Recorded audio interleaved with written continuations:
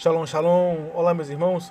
E a palavra que Deus colocou em meu coração para que possamos refletir, ela está no Evangelho de Jesus Cristo, segundo escreveu Mateus, capítulo 13, versículo 15, onde está assim escrito: porque o coração desse povo está endurecido, e o ouviu de mau grado com os seus ouvidos, e fechou os olhos, para que não veja com os olhos, e ouça com os ouvidos, e compreenda com o coração, e se converta, e eu o cure.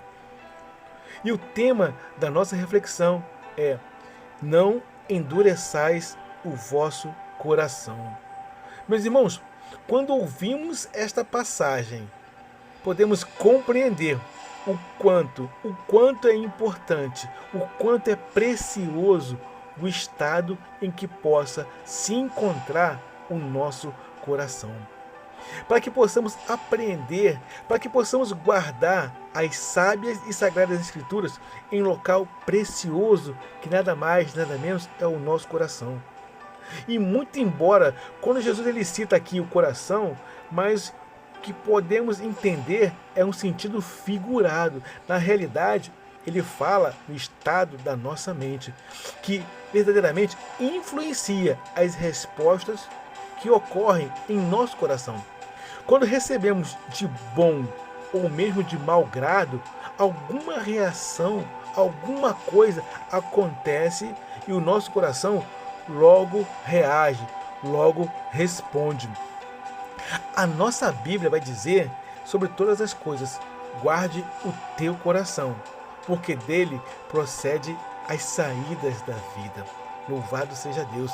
Essa narrativa se dá quando Jesus ele conta a parábola do semeador. E os discípulos perguntam a Jesus qual o motivo da sua pregação está sendo no sentido figurado, através de uma parábola. E Jesus, meus irmãos, ele fala a seus discípulos que prega em forma de parábola, para que alguns que o ouvindo e vendo realmente não veja, muito menos ouçam. Aleluia. Mas a eles, a seus discípulos, lhes eram revelado os mistérios das suas palavras. Louvado seja Deus por isso. E o que podemos já aplicar aqui é que o estado em que se encontram os nossos corações pode realmente influenciar de como ou se vamos receber em nossas mentes as palavras de Deus, as únicas palavras de salvação.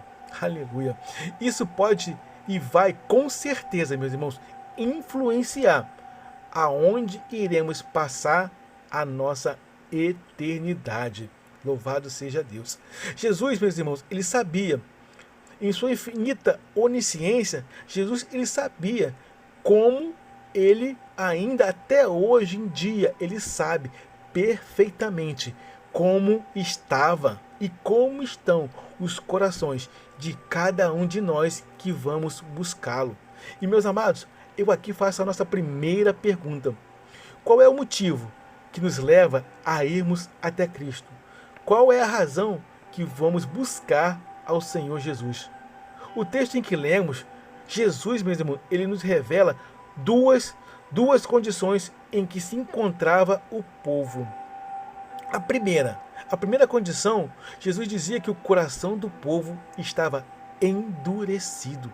Aleluia. Meus irmãos, com certeza, dependendo de onde estaremos cultuando a Deus, com certeza haverão mais pregações, mais palavras de Cristo, mais palavras cristocêntricas que nos confrontem, que não nos acariciem. Aleluia. Mas em tudo isso, essa finalidade desse tipo de palavras, das palavras de Jesus, sempre serão de nos levar, de nos conduzir ao arrependimento e à salvação. Aleluia. E a nova pergunta que fazemos aqui é: quando ouvimos uma pregação que nos exorta, que é cristocêntrica, que nos chama a atenção, que vem nos corrigir, aleluia, a pergunta é: nós endurecemos o nosso coração ou a recebemos de bom grado? Aleluia. Uma coisa é certa e verdadeira: a correção sempre terá a função de nos conduzir aos céus. Aleluia. A nossa Bíblia, ela vai falar sobre dois tipos de homens que tiveram a mesma oportunidade, a oportunidade de reinarem a Israel. No entanto, os corações de ambos eram completamente diferentes. Aleluia. O primeiro, meus irmãos, em toda vez que errava, em toda vez que era corrigido, ele dava desculpas. E o segundo, quando era corrigido, quando ele errava, ele se humilhava e pedia perdão. Louvado seja Deus por isso. Um, meus irmãos, era o coração de Saul e o outro, o coração de Davi. E a pergunta que nós liberamos aqui é: igual a Saul ou igual a Davi? Qual desses dois nós nos identificamos? Jesus, meu irmão, ele dizia, na verdade, ele revelava a seus discípulos o que e por que o povo estava o buscando. Eles ouviam, mas naquele momento era de mau grado.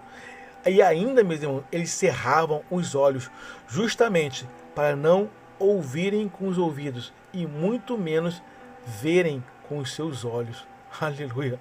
Sabe aquelas pessoas que não querem ouvir as palavras da verdade justamente por acharem que por não quiserem ouvir vão se justificar? Não há justificativa, meu irmão. Não há justificativa para isso, porque não quiseram ouvir. Meus irmãos, o povo que buscava Jesus, já naquela época, era muito semelhante com o de hoje em dia, onde o povo de hoje, eles até buscam Jesus, mas sempre com o seu coração endurecido e com os seus olhos sempre cerrados. Por quê? Pois eles querem vitórias, eles querem as bênçãos e eles querem o mundo ao mesmo tempo. Aleluia. E que não há, meu irmão, não há como amar e a seguir a dois senhores ao mesmo tempo. A Bíblia vai nos dizer que há de amar a um e odiar ao outro. Aleluia. A nossa Bíblia vai nos dizer, carta aos Hebreus, capítulo 3, versículo 7, versículo 8, desse jeito: portanto, como diz o Espírito Santo, se ouvirdes hoje a sua voz, não endureçais os vossos corações, como na provocação no dia da tentação no deserto. Aleluia. Meus irmãos, a nossa Bíblia vai nos contar que em Jericó havia um homem que queria ver Jesus e que, devido à sua pequena estatura, ele teve que subir em uma figueira brava para somente ver Jesus. Aleluia. E o que temos de interessante nessa passagem é que quem queria ver, aleluia, acabou, meu irmão, sendo visto e recebendo a salvação. Aleluia. Meus amados, eu aqui inicio o término da nossa reflexão com um texto deste mesmo Evangelho de Mateus, no capítulo 13, no verso 16, onde Jesus diz dessa maneira: mas bem-aventurados os vossos olhos, porque veem, e os vossos ouvidos, porque ouvem. Louvado seja Deus.